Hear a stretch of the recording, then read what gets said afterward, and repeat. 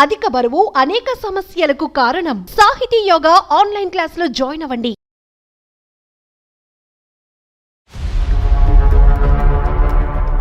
కొంచెం క్లోజ్ గా మూవ్ అవుతూ ఉండేవారు అంటే ఇంట్లోకి వచ్చి కూర్చునేవారు మా సార్ డ్యూటీకి వెళ్ళే టైంలో. అతను డ్యూటీకి వెళ్ళే టైంలోనే ఎందుకు కూర్చునేవాడు, మిగతా టైంలో రాడా? మన ఇద్దరు మ్యాటర్ మీ హస్బెండ్ చెప్పేస్తా అని నన్ను బెదిరిస్తున్నాడు. అసలు ఏంటి అని అర్థం కావట్లేదు మేడం. నెలకి 25,000 కట్టాలి అంటే భర్తలకు తెలియకుండా ఎట్లా తీసుకొస్తారు మీరంతా? అది ఎంత చెప్పండి, ఎంత ఇబ్బంది కాదు నెల నెల మళ్ళీ అతని అకౌంట్లో వేయించటం. వ్యాపారం కాకుండా ఇంకా ఏదైనా మేము వినకూడదు ఏమైనా ఉందా? లేదు లేదు సార్, కానీ అట్లా క్రియేట్ చేస్తున్నాడు నా పైన. నేను వాళ్ళకి ఆన్సర్ ఎలా చెప్పాలి చెప్పు? అవన్నీ చెప్పకండి ఆంటీ, నాకు ముందు ఆంటీ ఇట్లా సతాయించిన అనుకో ఫోన్లు చేసి ఊకే మీ ఆయనకు చెప్తాం మనది మొత్తం, మన నీకు మ్యాటర్ అది- మొత్తం స్టార్టింగ్ నుంచి ఏం జరిగిందో అంతా చెప్తా. తరుణ్, నేను నార్మల్ గానే చార్జ్ చేస్తున్నాను, దాన్ని వంక పెట్టుకొని ఇప్పుడు బ్లాక్ మెయిల్ చెయ్యొద్దు తరుణ్. నీ ఇష్టం వచ్చినట్టు చేసుకో, నువ్వు ఏమైనా చేసుకో, నాకు సంబంధం లేదు. నన్నే ఇన్వాల్వ్ చేసి మీరే స్టార్ట్ చేసి ఇదంతా అని చెప్పి మొత్తం చెప్తాం మీ ఆయనకి. మీకు ఇప్పుడు ఎవరు చెప్పిర్రో ఆమెనే సాల్వ్ చేస్తుంది సార్. ఎలా సాల్వ్ చేస్తాను? ఆమెను అడగండి ఏమన్నా ఉంటే. ఏంటి వేషాలుగా ఉందా ఏమి?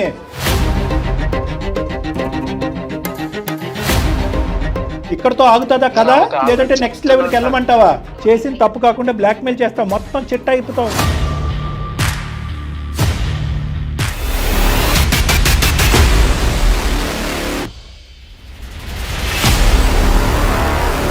ఏవీసీ హాస్పిటల్ సమర్పించు అందమైన జీవితం కార్యక్రమానికి స్వాగతం. నమస్తే కళ్యాణ్ గారు. జయ గారు. కళ్యాణ్ గారు, ఏదైనా ఒక పని చేసేటప్పుడు ఫ్యామిలీ మెంబర్స్తో మాత్రం డిస్కస్ చేయాలి, సంప్రదించాలి ఖచ్చితంగా. ఇలా చేయకపోవడంతో Correct. ఎన్ని ఇబ్బందులు చూస్తూ ఉంటామోనండి. అలాంటి ఇష్యూనే మన దాకా వచ్చిందండి. శైలజమ్మని ఒక ఆవిడ మనకి మెయిల్ చేశారు. ఒకసారి ఫోన్ చేస్తాను. తప్పకుండా చేయండి మేడం.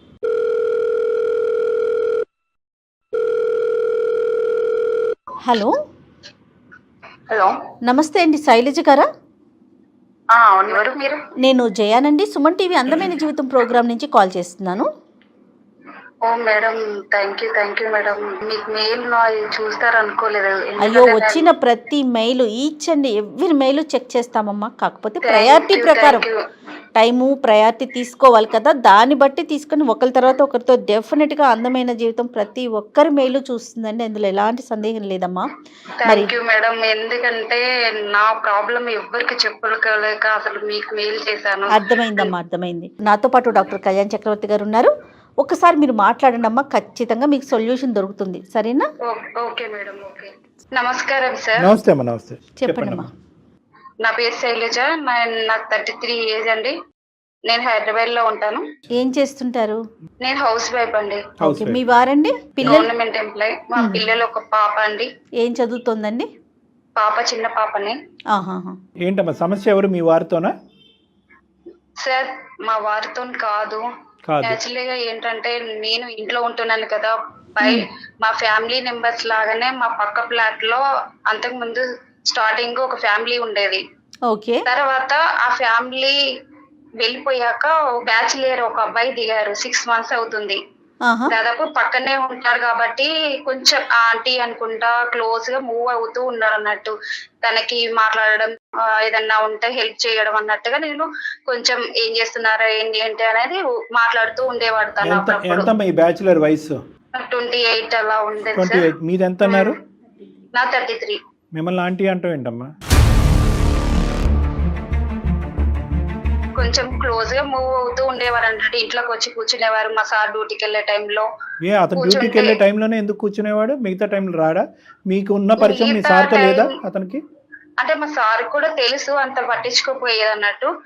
ఇక తను అప్పుడప్పుడు కొంచెం చార్జ్ చేసేది నైట్ టైంలో కూడా, ఇట్లా ఫ్రీగా మూవ్ అవుతూ ఉండేది అన్నట్టు. ఏం చేస్తున్నారు, తిన్నారా లేదా అని అడుగుతూ ఉండేవారు. అలాగా నేను ఫ్రెండ్ గా అలా క్యాజువల్ గా పక్కన ఉంటారు కాబట్టి కొంచెం ఫ్రీగా పిల్లలు ఎలా ఉన్నారు నేను అలాగే ఉండేదాన్ని.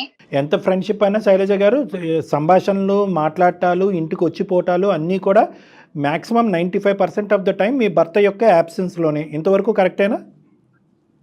కొన్ని మాత్రము మా హస్బెండ్ కి తెలుసు, మెసేజ్ చేస్తున్నట్టుగా ఏం తెలియదు అన్నట్టు. ఏంటో మీకు ఈ సరదాలు. సర్లేండి చెప్పండి అమ్మా. తర్వాత ఏమైందమ్మా? తర్వాత ఏంటంటే తనకు అప్పుడప్పుడు కొంచెం మనీ ప్రాబ్లం ఉంటే నేను హెల్ప్ చేసేదాన్ని.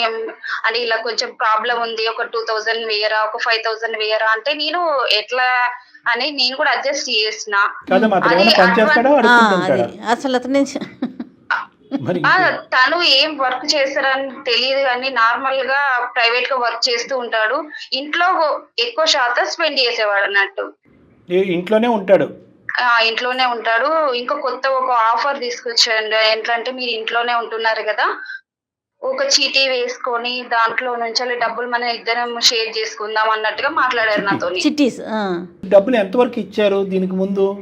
మినిమం 10,000 దాకా వాళ్ళకి. జస్ట్ నా ఇండివిజువల్ గా క్యాష్ అయితే అట్లా నా భర్తకు తెలియకుండా ఇచ్చాను. మళ్ళీ తను ఏం చేశారంటే ఇట్లా ఒక చీటీ వేద్దాము, తను నువ్వు మెయింటైన్ చెయ్యి, మీ ఇంట్లో ఇదేంటి పక్క ఫ్లాట్లు వీళ్ళందరూ మీకు ఫ్రెండ్స్ కదా. పెద్ద అపార్ట్మెంటేనా మీది? కొంచెం పెద్దదే, అందరు కొంచెం ఫ్రెండ్లీగా ఉంటారు కాబట్టి నువ్వు చీటీ నడిపిస్తే దాంతో మనకు కొంచెం మెయింటెనెన్స్ అవుతుంది. ఇట్లా కూడా నువ్వు ఇంట్లో ఉన్నప్పుడు కూడా నీకు అది. సరే అమ్మ, ఒక్క నిమిషం శైలజ, చీటీ మాట పక్కన పెట్టండి. ఇంత స్నేహపూరితంగా ఉంటాం అన్నది కేవలం మీతోనేనా, వేరే 10 ఇళ్లలో ఉన్నటువంటి ఆడవాళ్ళతో కూడా ఇదే ఫ్రెండ్షిప్ మెయింటైన్ చేసేవాడు? బయట ఏం చేస్తున్నదో నేను చూడలేదు సార్. ఎందుకు నా మీద అంత ఇంట్రెస్ట్, అది ఎందుకు నేను చేయాలని ఏమన్నా అడిగారా? కొంచెం ఆయన మాటలు ఎట్లా ఉన్నాయంటే ఇలా మాట్లాడితే అలా పడిపోయేటట్టుగా మాట్లాడేస్తున్నాడు అన్నట్టు. అలా చేసి అందరు పడిపోలేదు, నన్ను నమ్మించేశాడు అసలు మొత్తానికి. మీరు నమ్మేశారు. ఓకే, తర్వాత అమ్మా? తర్వాత ఇలా చీటీ నడిపిద్దామని చెప్పేసి నేను కూడా గ్యాదర్ చేశాను. 1 month లో ఇట్లా ఒక 5 లక్షల చీటీ చేద్దామని చెప్పేసి ఫ్రెండ్స్ కి అందరికి నేను చెప్పాను. వాళ్ళు కూడా ఓకే అని చెప్పారు. ఫ్రెండ్స్ అంటే ఎవరమ్మా? అపార్ట్మెంట్స్ లో ఫ్రెండ్స్, ఆడవాళ్ళే. మేమందరం కొంచెం కిట్టి పార్టీ అట్లాంటివి చేసుకుంటా ఉంటాం కదా. వాళ్ళు కూడా మంత్ అందరికి డబ్బులు ఇచ్చేసారు. ఆ డబ్బులు కూడా నాకు ఇవ్వలేదు, ఎందుకంటే మా సారు అకౌంట్ అవన్నీ చెక్ చేస్తారు కాబట్టి తన అకౌంట్ కి నేను సెండ్ చేయమని చెప్పేశాను. అబ్బాయి అకౌంట్ కి, తరుణ్ అకౌంట్ కి సెండ్ చేయమని చెప్పేశాను. మిగతా వాళ్ళందరూ యాక్సెప్ట్ చేశారండి? మిగతా వాళ్ళు తను కూడా ఒక నెంబర్ అని చెప్పాను అన్నట్టు. ఈ అబ్బాయి వచ్చి ఎంతకాలం అయింది? 1 year అబౌవ్ అవుతుంది. ఇక 1 year అబౌవ్ అవుతుంది. ఈ చిట్టీలో బిజినెస్ మొదలుపెట్టి మీరు ఎంతకాలం అయింది? ఇది కూడా ఒక 4 months అవుతుంది. అసలు ఇది ఎంత చిట్టి అండి?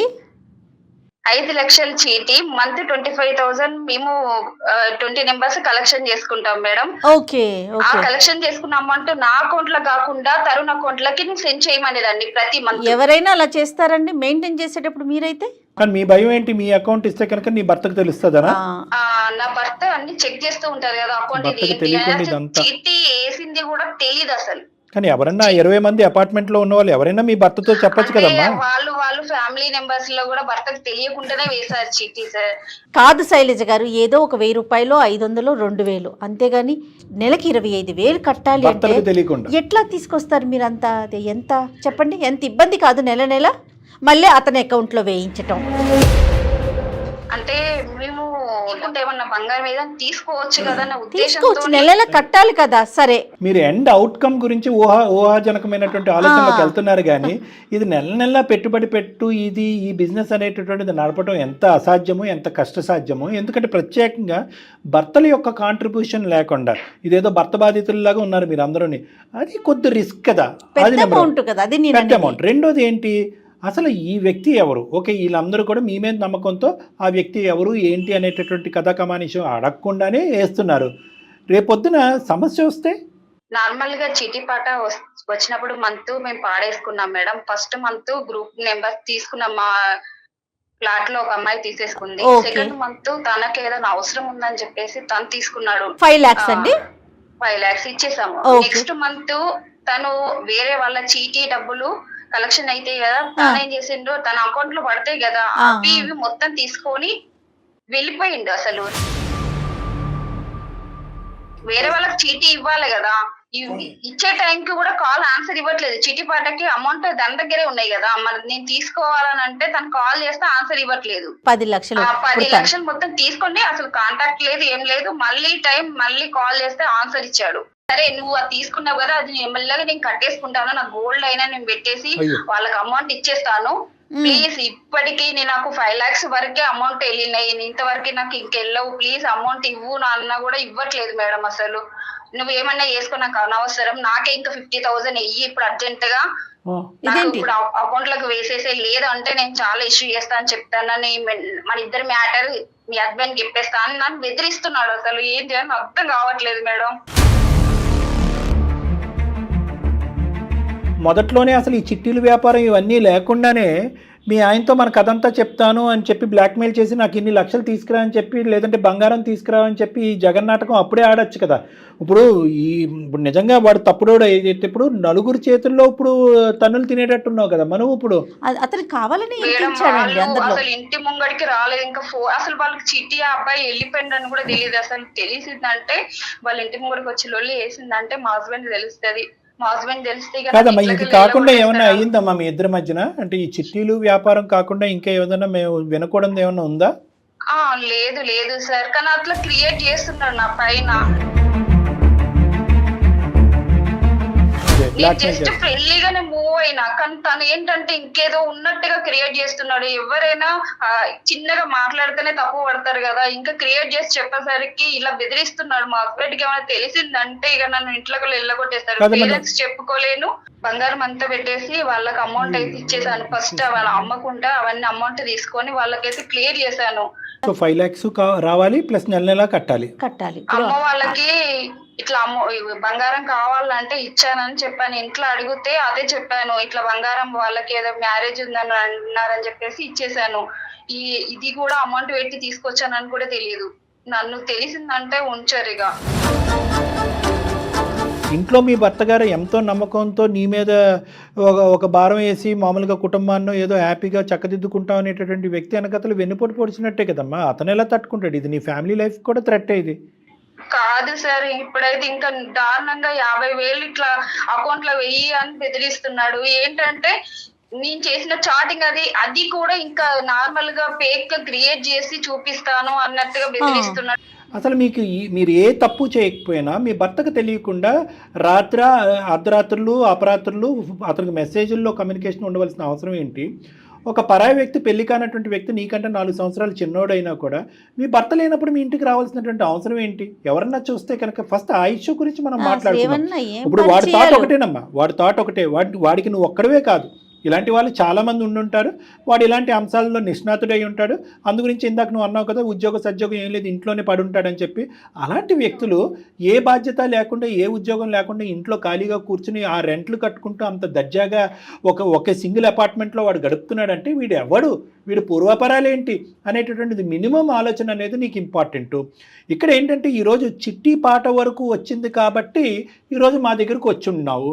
ఒకప్పుడు చిట్టి పాట అనేటటువంటి సబ్జెక్ట్ ఇక్కడ కట్ చేస్తే ఇలా మెసేజ్లు చేసుకోవటం, ఫోన్ కాళ్ళు మాట్లాడుకోవటం, అడ్డంగా నా భర్తకు దొరికానండి అనేటటువంటి ఇంకో టాపిక్తో మా దగ్గరికి వచ్చుంటే ఇంకెలా ఉండే జీవితం?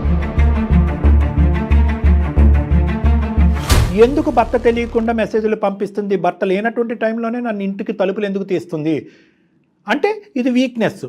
అంటే నువ్వు ఒక విధమైనటువంటి ఆనందాన్ని, సంతోషం పొందావు. వాడు ఆనందాన్ని, సంతోషాన్ని బలహీనత కింద వాడి నెక్స్ట్ లెవెల్లో 1,000 తీసుకుని స్టార్టింగ్లో ఒక 10,000 వరకు తీసుకుని ఈ అమ్మాయి గుడ్డిగా ఇస్తుందా, భయంతో ఇస్తుందా? సెకండ్ ఆప్షన్ 2, భయంతో ఇస్తుంది అంటే ఇంకెంతన్నా వసూలు చేయొచ్చు. డైరెక్ట్గా లక్షలు అడిగితే నువ్వు ఇవ్వలేవు. నీకు ఒక సలహా ఇచ్చాడు, బిజినెస్ పెట్టుకో, చిట్టి వ్యాపారం పెట్టుకో, ఈజీ అక్కడే కూర్చుని ఇంట్లో కూర్చుని వ్యాపారం చేసుకోవచ్చు అని చెప్పి.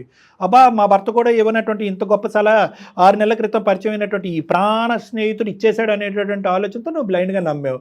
ఇప్పుడు ఆడు నీకు కుర్చీ టోపీ పెట్టాడు. ఎలా తెలుస్తుంది సార్, ఎలా నమ్మాలి అంటే అనుమానంతోనే ఉండాలి. ఇది కలికాలం. ఎవడు ఎక్కడి నుంచి ఎటువంటి గొంతలతో అవుతున్నాడు అనేది మనకు తెలుసు, నెంబర్ 1.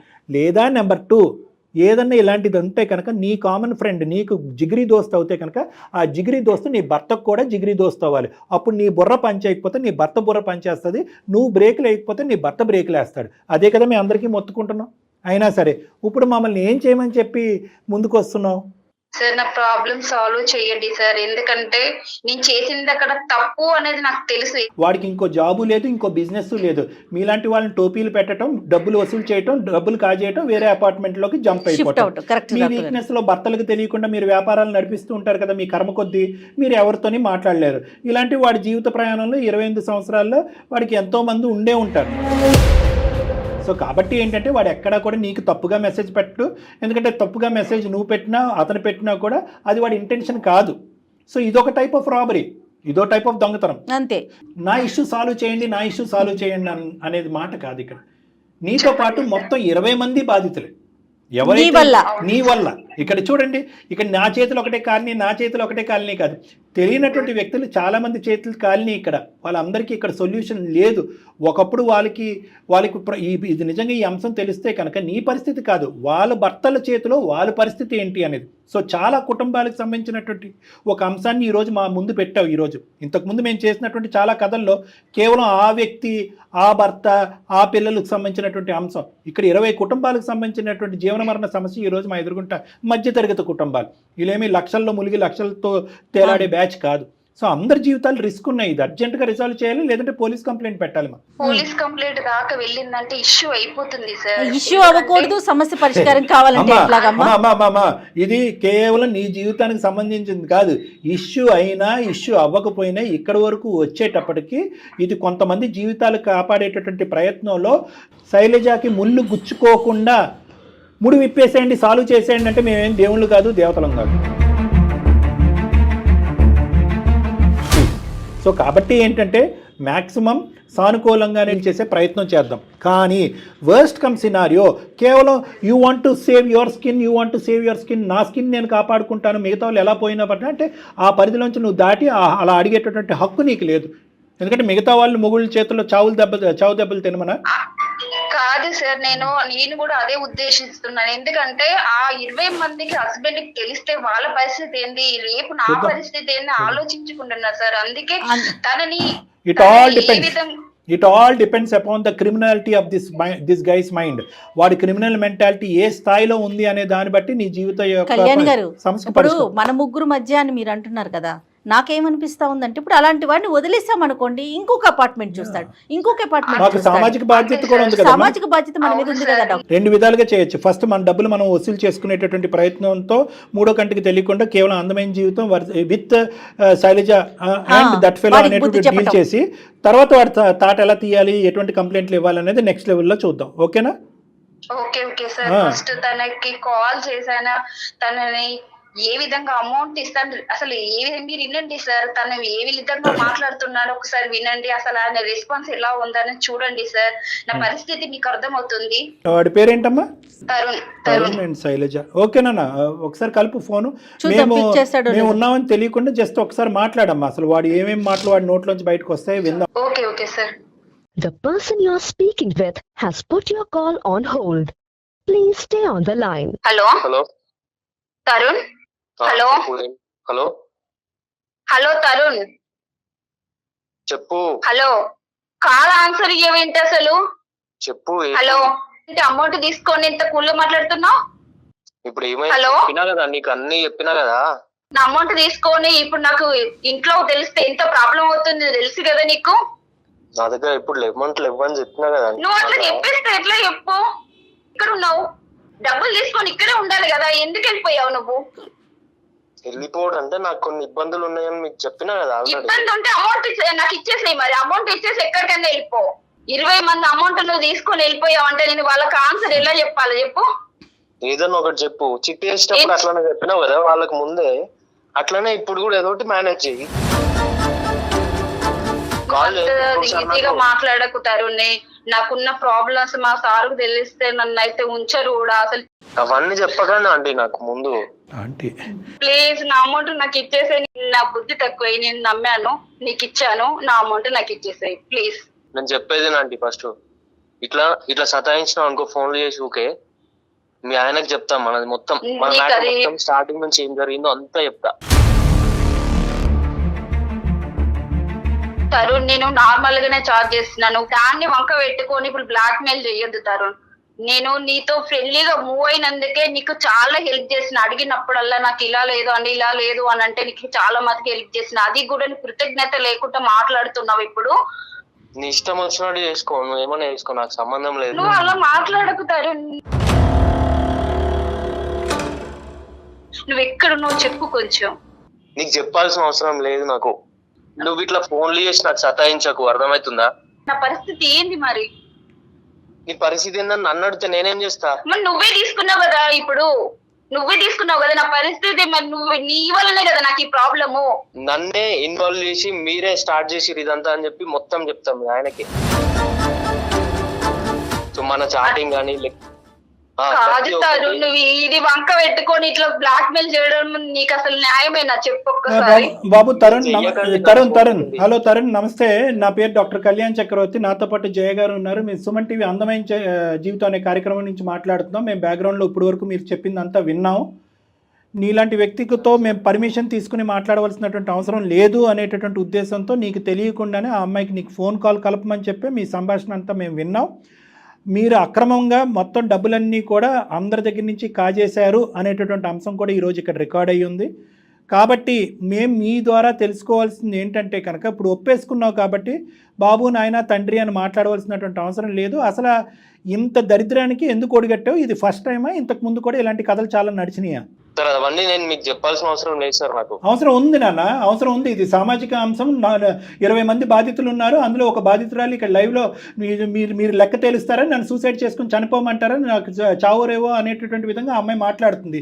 వీళ్ళందరి జీవితాలు కాపాడవలసినటువంటి అవసరం మాకుంది. కాబట్టి ఇది ఒక సామాజిక బాధ్యత. అడిగే ప్రశ్నించేటటువంటి హక్కు మా మీద ఉంది, అధికారం మాకు. మీకు ఎవరు చెప్పారు సార్? మీకు ఇప్పుడు ఎవరు చెప్పారో ఆమెనే సాల్వ్ చేస్తారు సార్. ఎలా సాల్వ్ చేస్తారు? ఏంటి వేషాలుగా ఉందా ఏమి?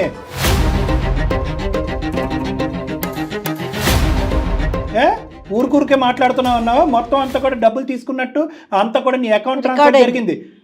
ఏం మాట్లాడుతున్నావు? ఆ అమ్మాయి ఏదో బ్లాక్మెయిల్కి భయపడుతుంది అనుకున్నావా? ఆ అమ్మాయిని ముందే మేము బ్రెయిన్ వాష్ చేసి ఈ కాల్ కలపమని చెప్పాం. అమ్మ నువ్వు అన్నింటికి మెంటల్గా ప్రిపేర్ అయ్యి ఉండు. ఈ మనిషి లొంగేడా ఇక్కడ తేల్చుకుందాం, లొంగలేదా CCSలో కోర్టుకు వెళ్దాం, CCSలో పోలీస్ స్టేషన్లో తేల్చుకుందాం. అన్ని ఫుల్ ప్రూఫ్స్ ఉన్నాయి. అకౌంట్ ట్రాన్స్ఫర్ జరిగింది.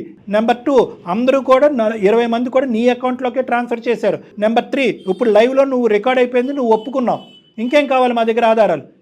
తాట తీయమంటావు? పోలీస్ స్టేషన్లో కేసు పెట్టి సార్.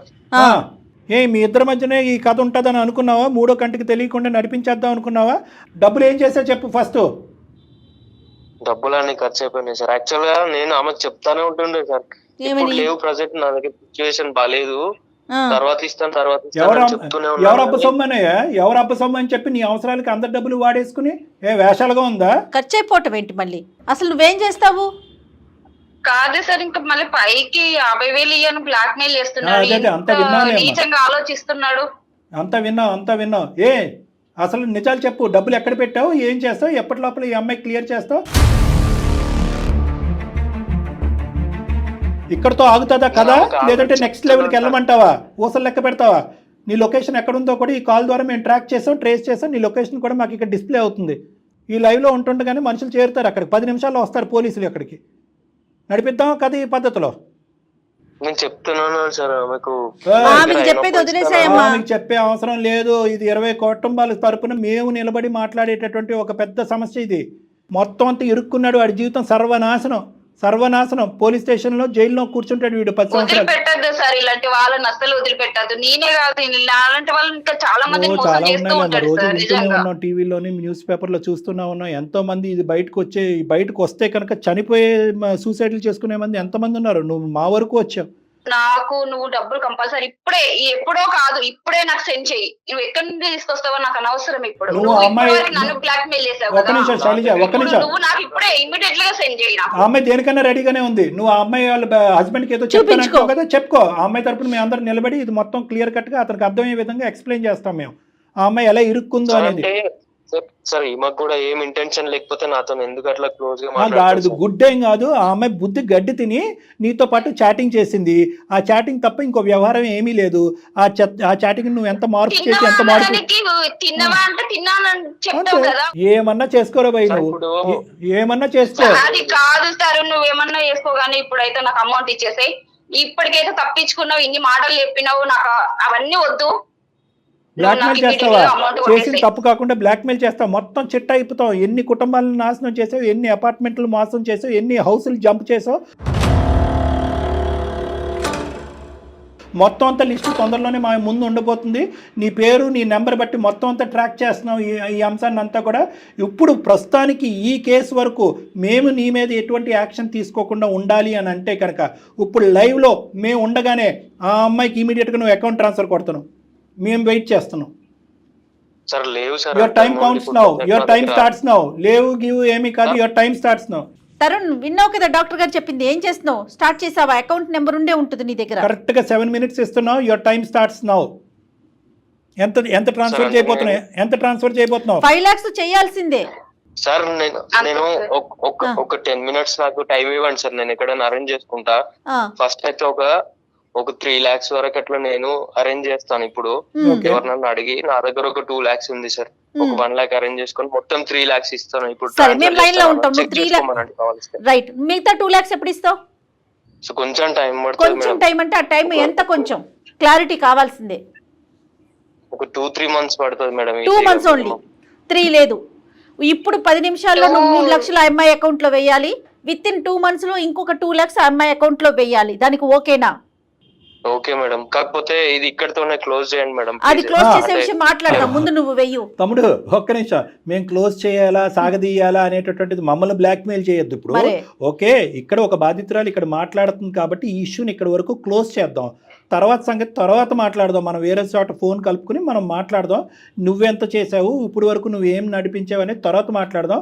ఫస్ట్ 10 minutes ఇంకో 1 lakh ఏర్పాటు చేయి. ఇంకో 1 2 లక్షలు తన దగ్గర 2 ఉన్నాయి, మాకు అనవసరం. 3 లక్షలు వేస్తాడు. మాకు అనవసరం. 10 minutes లో నువ్వు 3 lakhs వేస్తున్నావు. మేము వెయిట్ చేస్తాం.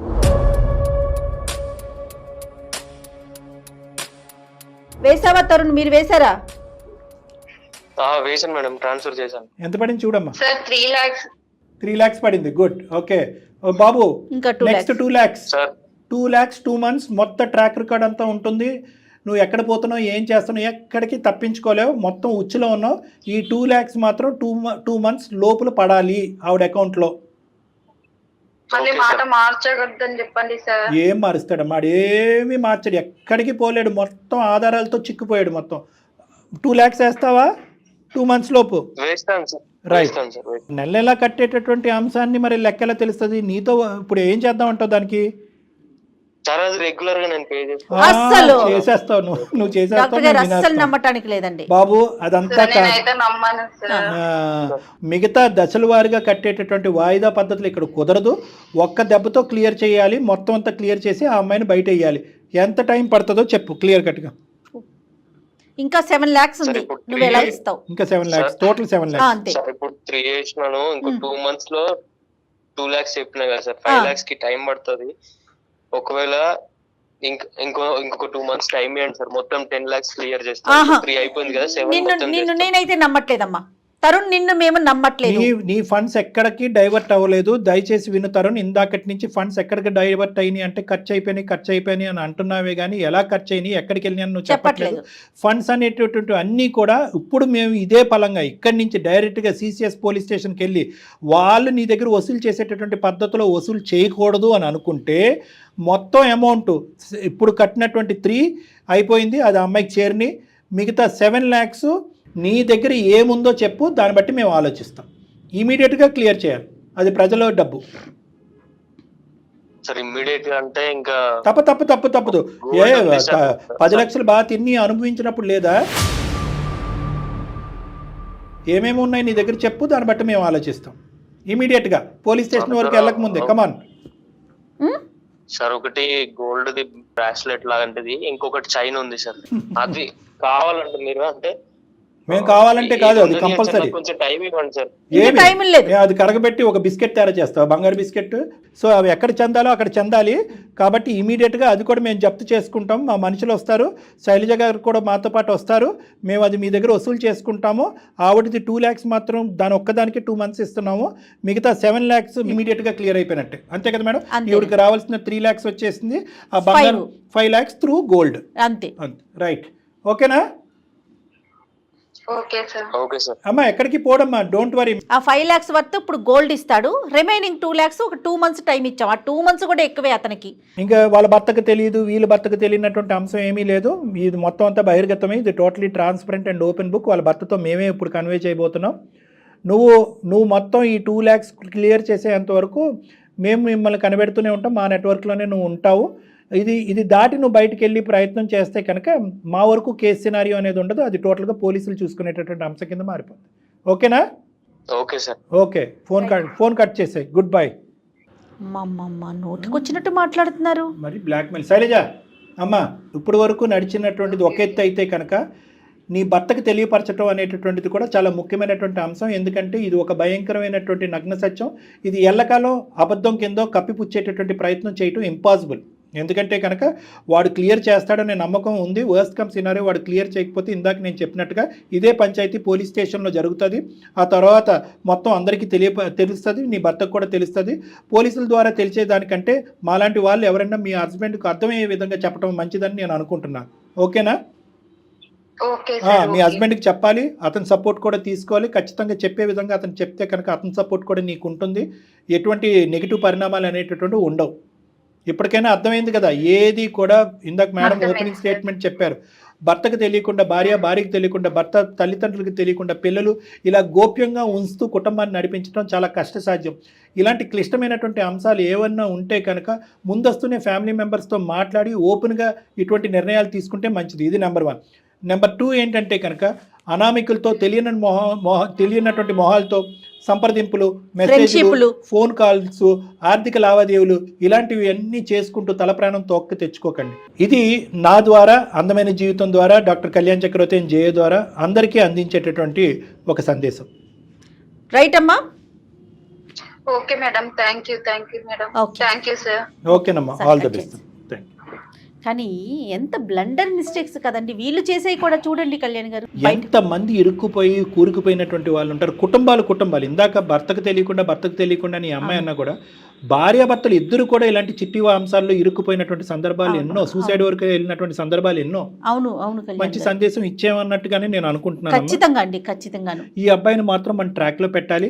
నెంబర్ 1. నెంబర్ 2, ఇతని ఇంకా చరిత్ర ఏమేమి ఉంది, ఎంతమంది కుటుంబాలను మోసం చేశాడు అనేటటువంటిది కూడా మనం కనిపెట్టాలి. మనం కనిపెట్టలేనటువంటి పక్షంలో మనం CCSకి ఇతని మీద ఏదో జాలి పడిపోయి 2-3 లక్షలు 5 లక్షలు ఇచ్చేసాడు అనేటటువంటిది అతను క్షమించేటటువంటి అంశం కాదు. డెఫినెట్గా కళ్యాణ్ గారు. నమస్తే. Thank you.